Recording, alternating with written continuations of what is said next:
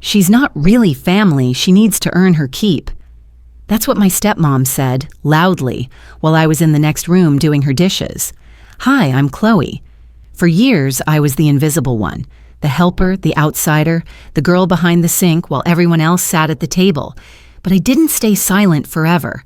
I saved every forgotten birthday, every crossed-out guest list, every time they pretended I didn't exist, and I sent it all to them in one email. Not to get revenge, just to be seen. I was 16 and already used to being invisible in my own house. You'd think a Friday night dinner party would be something exciting. Laughter, music, maybe even a slice of chocolate cake if you're lucky. But for me, it was the sound of wine glasses clinking in the next room while my fingers pruned under warm dishwater. The house smelled of roasted duck with orange glaze, rosemary potatoes, and baked brie. But none of it was for me. Chloe, make sure you wipe down the counters before you sit, Veronica called from the dining room as if I hadn't just spent the past hour scrubbing silverware she never even touched. She was wearing a soft pink cashmere sweater, pearls around her neck, and that unmistakable perfume she only used when guests came over, Chanel No. 5, a scent that used to remind me of sophistication, but now felt like suffocation. She barely glanced in my direction when she passed through the kitchen to top off someone's Pinot Noir. Earlier that evening, while Emma was curling her hair upstairs and I was peeling carrots, Veronica peeked her head in and said, "Why don't you help in the kitchen instead?" The words weren't cruel, but they landed with finality. Emma got a new silk blouse and a seat at the table. I got a sponge and a view of the backyard. I didn't argue. I'd learned by then that silence kept things smooth, like walking on a frozen pond without cracking the ice, even when it's thin. From my spot by the sink, I could hear the hum of jazz, Miles Davis or Coltrane, I never could tell. The adults were talking about their latest vacation plans, ski trips to Vermont, college application pressure, and gluten-free diets. Every so often, laughter would rise like a wave, crashing through the archway into the kitchen. I recognized my father's chuckle, low and hesitant, like he was laughing more out of habit than joy. "Emma has such a natural talent for music," one guest said. "She played that Chopin piece beautifully at the recital." "Oh yes," Veronica beamed, her voice carrying. "She's a born artist, so sensitive, so graceful. We're really lucky." I glanced at the dish rack, where my calloused fingers were placing plates, one by one, careful not to chip the porcelain. I had picked up piano myself years ago, but no one remembered that now. Dad walked in halfway through the evening. His sleeves were rolled up, and he had that tired softness in his eyes. Half businessman, half ghost. He saw me drying wine glasses and offered a half smile. "You okay in here, kiddo?" I nodded. "Yeah." He ruffled my hair gently. "Thanks for helping out." That was it. No invitation to join them, no "come meet Mrs. Green's son. He's about your age." Just a pat and a retreat. I wondered if he even realized I hadn't eaten. Later, as the party thinned out and the guests began gathering their coats, I wandered upstairs to put away a few things. That's when I saw it. Emma's birthday gift, still sitting in the corner of the guest room. It was wrapped in thick, glossy paper with silver ribbon, untouched. I recognized the wrapping paper. I'd helped Veronica pick it out 2 weeks ago. My birthday had passed 6 months ago.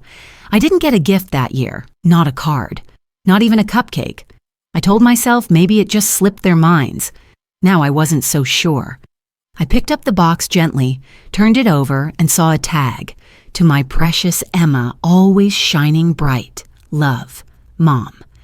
It wasn't the forgotten wrapping paper that stung. It was the handwriting. Every curve of Veronica's cursive spelled out a kind of love I'd never earned. I replaced the box exactly as I found it, carefully, quietly. Downstairs, the kitchen smelled like lemon cleaner and burnt candle wax. I wiped my hands on a dish towel and turned to finish the last few wine glasses when I heard their voices drifting in from the hall. "She's not really family. She needs to earn her keep," Veronica said. She wasn't whispering. My breath caught, and for a moment I thought I might drop the glass I was holding, but I didn't. I just kept drying slower now. My heart thudded against my ribs like it wanted out. Veronica. Dad's voice was low, awkward, not angry, just uncomfortable. She eats here, lives here, she continued, like she was explaining a budget. The least she can do is contribute. I didn't cry. I wanted to. I wanted to scream or break something, or storm into the hallway and throw her words back at her. But instead, I finished cleaning the last fork, placed it in the drawer, and hung up the towel neatly like always. That night, I lay in bed and stared at the ceiling for a long time. I could hear Emma laughing softly on a phone call, probably to her best friend from theater club. Dad's footsteps creaked once outside my door but didn't stop. I pulled the blanket up to my chin and whispered something into the dark. It wasn't a prayer, it was a promise. Never again would I pretend I belonged at that table. Never again would I hope that being quiet enough, helpful enough, patient enough would somehow unlock a place in their world. I was done trying to earn love like it was something on layaway. Sometimes you don't stop caring. You just stop waiting. And that's where it began. Not the pain, because that had been there all along, but the clarity, a quiet realization. If I was ever going to feel like I mattered, I'd have to find that feeling somewhere else. Build it from scratch, even if I had to do it alone. At school, I wore a name tag. At home, I wore silence. It was April 2017, junior year. Spring had finally reached Newton, and the trees lining the school parking lot were starting to blush with pink petals. But no matter how bright the flowers got, Newton High's hallways still felt gray. Locker doors slammed. Laughter echoed in clusters. I walked alone, holding my lunch tray like a paper shield. The cafeteria always felt like a stage I hadn't been cast in. Emma, of course, was front and center, table full of friends, loud stories, and flawless eyeliner. She wore popularity the way some people wore scarves, loose, effortless, and somehow always appropriate. I used to think we'd grow closer once we were older, maybe laugh about how awkward things used to be. That never happened. I found my usual spot near the vending machines. It was quieter there, next to a poster peeling off the wall that said, "Kindness starts with you." The irony made me smirk. I opened my lunch, apple slices, peanut butter sandwich, and a book tucked under the napkins. Reading during lunch was safer than trying to make conversation. But on that particular day, something shifted. It started in fifth period. Ms. Bennett's classroom always felt different. Warm-toned lamps instead of overhead fluorescents, shelves lined with old National Geographic issues, and one wall covered in vintage cameras. Her voice was soft, but somehow you never wanted to miss a word. We were discussing historical bias, how the stories we hear are shaped by who tells them. History, she said, is not just about what happened. It's about who was watching. My hand rose before I could think. Isn't that kind of like photography? Two people can take a picture of the same moment, but frame it completely differently. She smiled, eyes lighting up. Exactly. Photographs never lie. You just have to know where to point the lens. For the first time in a long while, I felt seen. After class, as students filed out, Ms. Bennett stopped me. "Chloe, you have a good eye for nuance, for things others overlook." I shrugged. "I used to take photos. Nothing fancy." She tilted her head. "You should start again. Sometimes a camera gives us back our voice when the world won't listen." That night, I walked home slower than usual. Spring wind rustled the tulips in neighbors' yards. Birds hopped along sidewalks. I passed the fire hydrant near our house, where Emma and I once played hopscotch. That was years ago, back when we still called each other sisters without hesitating. Inside, the house buzzed with music. Veronica was setting the dining room table with champagne flutes, silver napkin rings, and a 3-tier cake. Emma's birthday party, an early one this year apparently.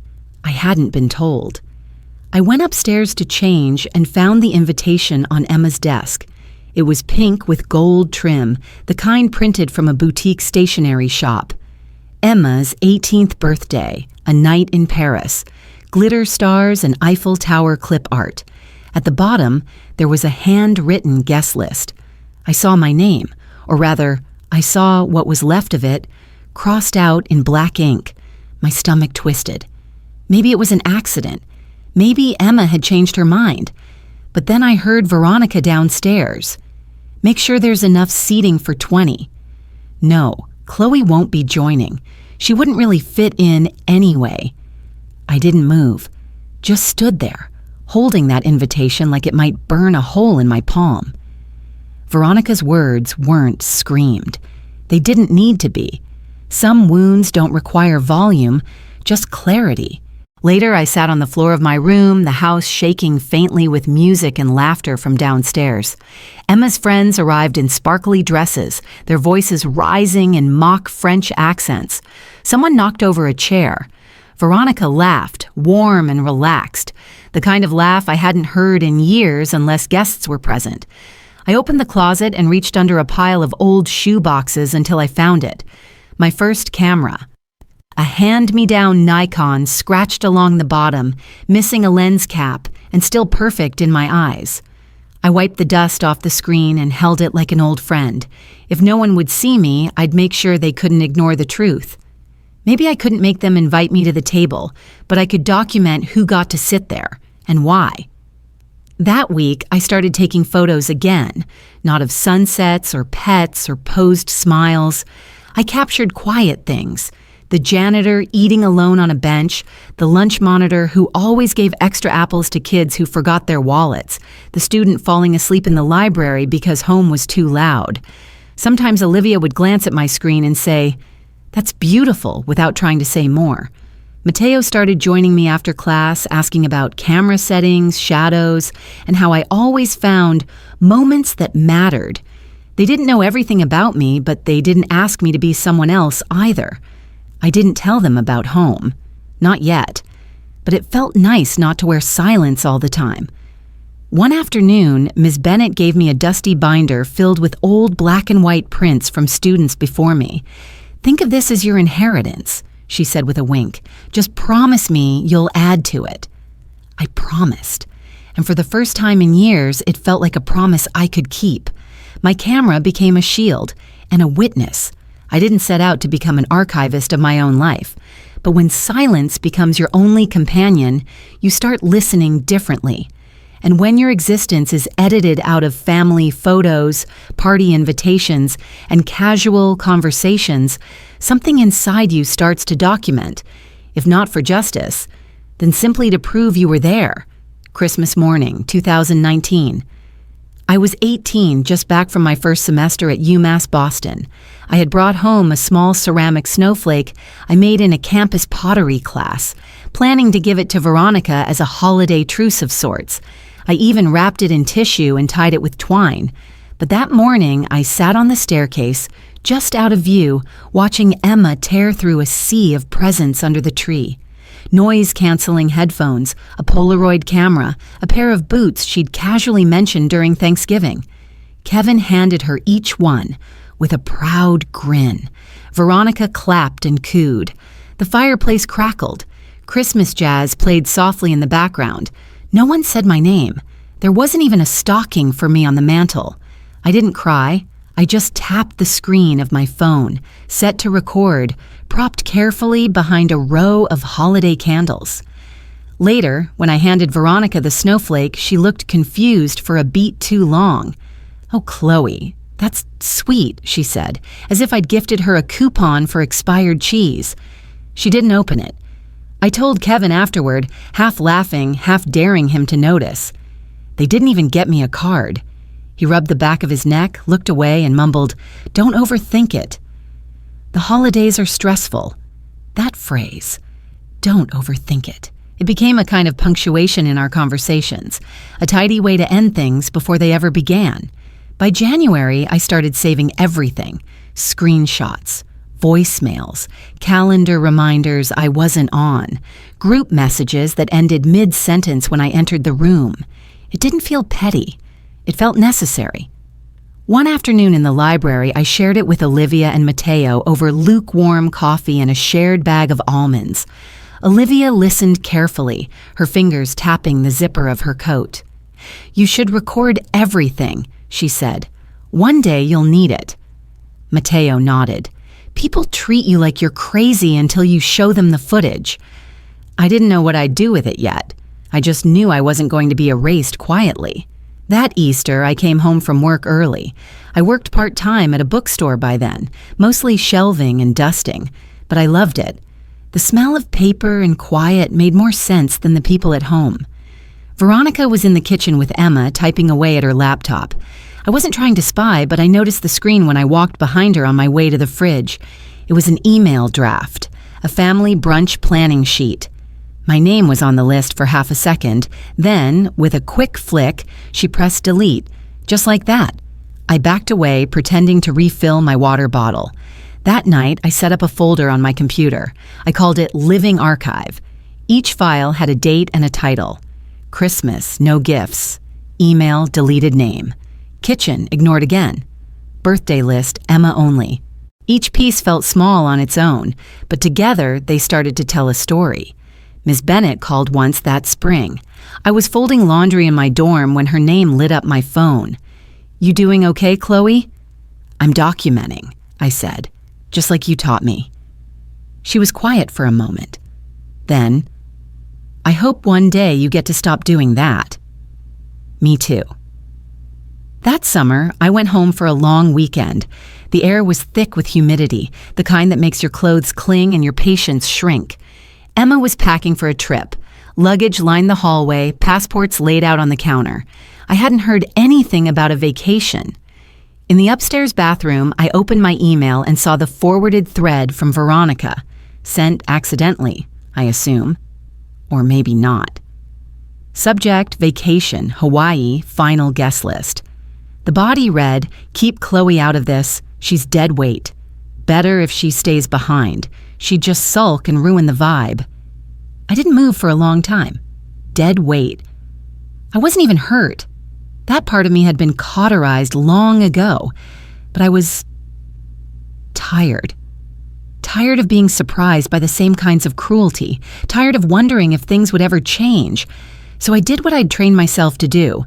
I clicked save, downloaded the email, added it to the folder, zipped the folder, sent it to my private email, then backed it up on a thumb drive, labeled it TRUTH, in case.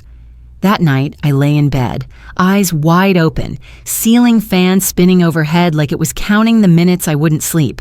I wasn't planning revenge. I wasn't even planning confrontation. I was simply preparing. Because there are different kinds of strength. Some people fight by raising their voice. Others, people like me, fight by watching, documenting, and waiting for the moment when the truth can speak for itself. They posted beach selfies while I watered Grandma's tomatoes. It was July 2022, and the sky over Newton was the kind of blue that only shows up in postcards. I was staying with Grandma Eleanor for a few weeks. She needed help around the house after a mild ankle sprain, but she still insisted on brewing her own tea and rearranging her rose bushes every other morning. I didn't mind.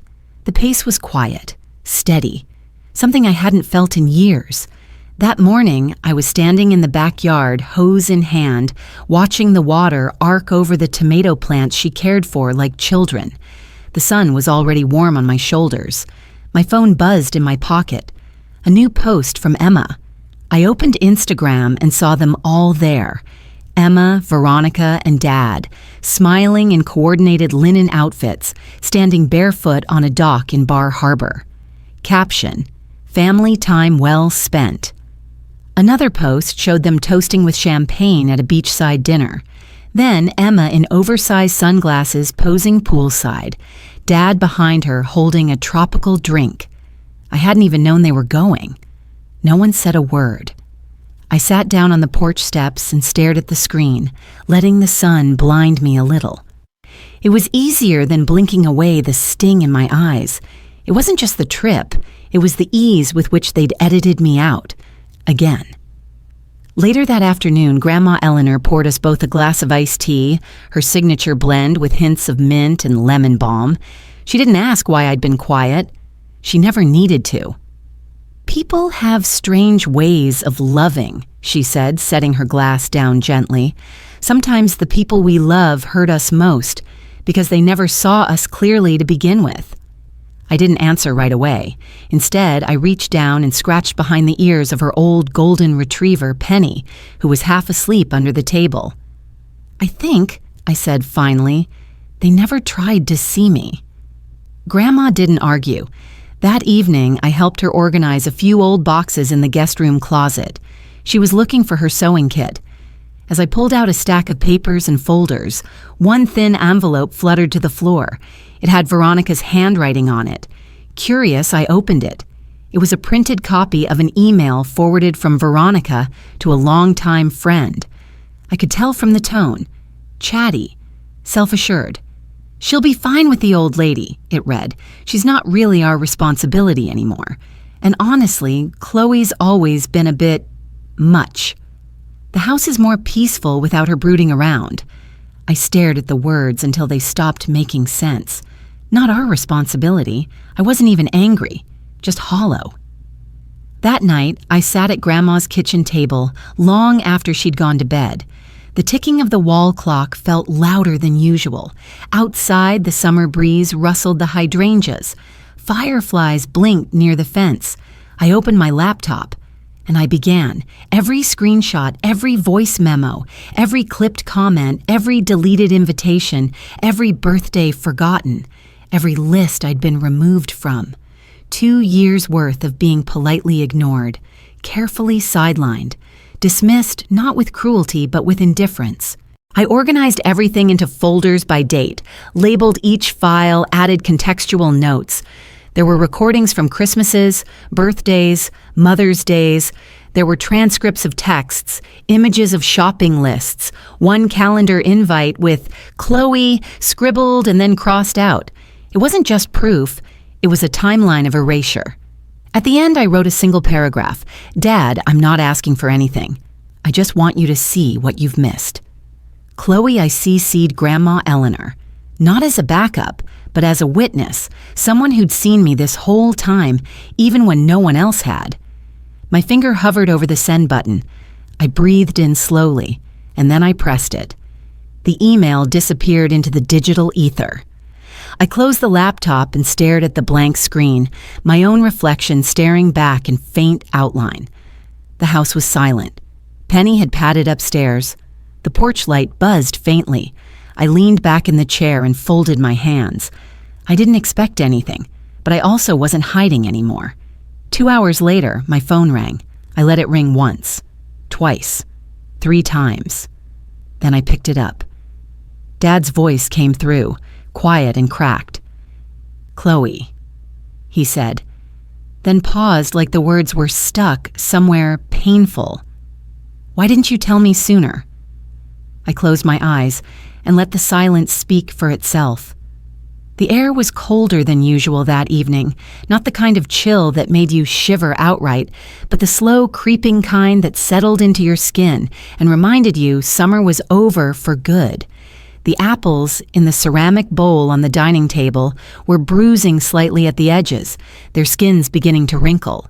Grandma Eleanor had lit a cinnamon candle earlier in the kitchen, trying to make things feel warm, cozy even. But there was no masking the weight in the room. The lights in the living room were dimmed, not out of ambiance, but because no one had dared to turn them up. I sat on the end of the couch I had claimed for years, knees pulled up, hands wrapped around a lukewarm mug of chamomile tea. Kevin, my father, sat stiffly in the armchair across from me, his fingers fidgeting with the sleeve of his sweater. Veronica stood near the fireplace, one hand gripping the mantel like it was the only thing keeping her upright. Emma was curled in a corner of the love seat, legs crossed, arms folded tightly across her chest. No one spoke at first. We just sat in that quiet. the kind that hums between people when too much has already been said in too many other ways. Grandma Eleanor hovered in the hallway for a moment, watching, then disappeared into the kitchen. She knew this wasn't her scene to control. "I think we all know why we're here," Kevin finally said, voice low and scratchy, like he hadn't spoken aloud in hours. "We got your email, Chloe." I nodded slowly. "I figured you did." Veronica didn't wait. "That was dramatic. You know that, right?" she said, her tone clipped, "sending screenshots and recordings like we're your enemies." "I didn't send them to shame you," I said. "I sent them because I was tired of pretending." Emma shifted in her seat, eyes flicking toward me, then away. Kevin opened his mouth, then closed it again. "I guess I knew," Emma murmured finally, surprising all of us. "I just thought maybe you didn't care." I turned toward her. I did care, for a long time, but then I realized caring wasn't helping me anymore. It was just hurting. Kevin leaned forward slightly. "Chloe, if I had any idea, if I'd known you felt this way." "But you did know," I cut in gently. "You just didn't want to look too closely." "That's not fair," Veronica snapped.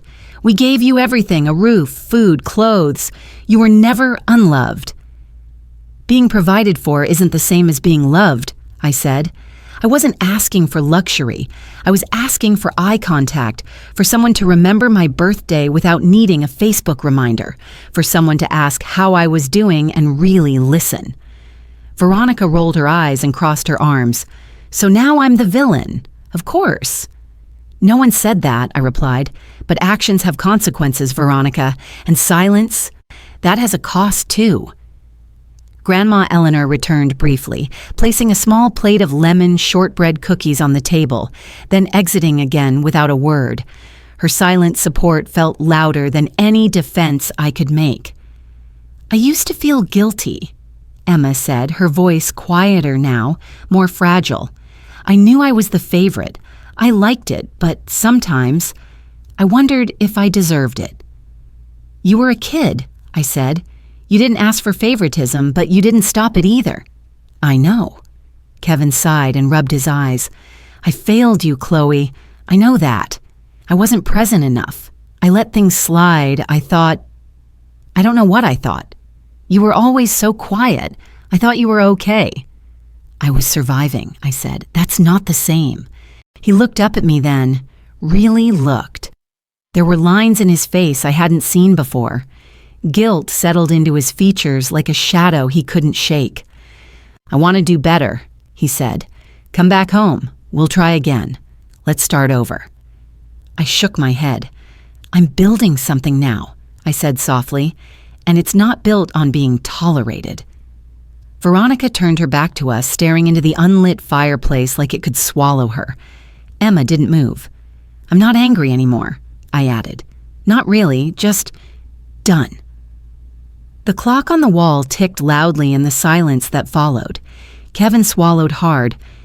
"If you change your mind—" "I know." I stood, picked up my mug, and reached for my coat from the hook near the door. Grandma Eleanor was waiting in the hallway, car keys in hand. "Your room's ready," she said. "Clean sheets and everything." "Thank you." As I stepped outside, the air wrapped around me like a soft warning. The sky was pale blue, dimming into twilight. Leaves scattered along the sidewalk, crunching underfoot with every step. I didn't feel powerful as I walked away. I just felt free. And maybe, just maybe, that was what healing looked like. The warmth of the late May sun settled gently on the quad at Boston University, casting dappled shadows beneath the maple trees. Rows of white folding chairs stretched across the lawn, most already filled with excited students in fluttering blue gowns, parents craning their necks, and faculty in stiff academic regalia. Somewhere in that sea of color and celebration, I stood with my hands resting over the soft fabric of my robe, the tassel on my cap brushing against my cheek as the breeze picked up. I kept glancing toward the stage where soon I'd be giving a short speech, not dramatic, not even technically required, but Dean Thomas had asked me in a quiet email sent 2 months ago if I might like to say something as the valedictorian of the College of Arts and Sciences. He added one line, "Speak from the heart. You've earned it." My fingers trembled slightly as I clutched my note cards. I hadn't written anything poetic, no grand metaphor, just truth. And when I stepped onto the stage, I remembered every step that led me there. I saw Ms. Bennett's classroom, Olivia's laugh echoing in the library, Mateo saving me a seat in class, Grandma Eleanor's knitted blanket draped over the back of my desk during finals week. All of it mattered. All of it made today real. I looked out over the crowd, let the silence settle just long enough, and then I began. "There were days I didn't think I'd make it here," I said. "Not because I wasn't smart enough or didn't want it badly enough, but because I didn't always feel seen. And when you grow up invisible, it takes a lot to believe you're worth watching." I paused, glancing toward the cluster of seats in the third row where I spotted Kevin, my dad, watching with red-rimmed eyes. Veronica sat beside him, her hands folded neatly over her lap, her expression unreadable. Emma, in a cream-colored blouse, offered me a soft smile. "This moment is for the invisible kids," I continued, "the ones who washed the dishes while others celebrated, the ones who kept their heads down, not because they didn't dream big, but because no one ever asked them what they dreamed about. I see you. You're not alone, and you deserve to be here too." A murmur moved through the audience. Some clapped, some nodded. I smiled, not because I'd nailed a perfect delivery, but because I'd said what I came to say. After the ceremony, I wove through the crowd, every hug and handshake blurring together like sunlight through glass. Students laughed, families shouted names and waved phones in the air. It was chaos, but joyful, human chaos. Kevin found me first. He didn't say anything right away, just pulled me into a tight hug that felt unfamiliar at first, then needed. "I'm proud of you," he said. "For everything, and I'm sorry it took me this long to say it." I nodded. "Thank you. That means more than you know." Veronica approached a moment later. She held out a small envelope handwritten in blocky, careful script. "For later," she said, "or now, up to you." I slipped it into the pocket of my gown but didn't open it. Not yet. "I'm not very good at this," she added, her voice quieter. "But I want you to know, you didn't owe us anything, but you gave us truth, and I'm sorry." I wasn't sure what I expected from her. Maybe defensiveness, maybe polite distance. But instead, I found something honest. Imperfect, but honest. "I appreciate that," I said. "Really." Emma lingered nearby. We didn't need words this time. She reached out, linked her pinky with mine for a second like we used to when we were kids, before everything complicated us. I smiled, she smiled back. And then, Olivia and Mateo. Olivia had a cap covered in glitter and rhinestones that read, "Nevertheless," she coded. Mateo had somehow smuggled in a speaker and was playing a graduation playlist he'd been perfecting since sophomore year. "We're taking like 12 selfies, just so you know," Olivia declared. I laughed. 12? Amateur. We posed, we yelled, we made faces. My cheeks ached from smiling. But for once, it didn't feel like effort. It felt like relief. Later, as the crowd thinned and the sun began to dip toward the Charles River, I wandered to the edge of the lawn. I stood still, watching faculty gather their clipboards, parents chasing toddlers, friends embracing goodbye. Behind me, people were talking.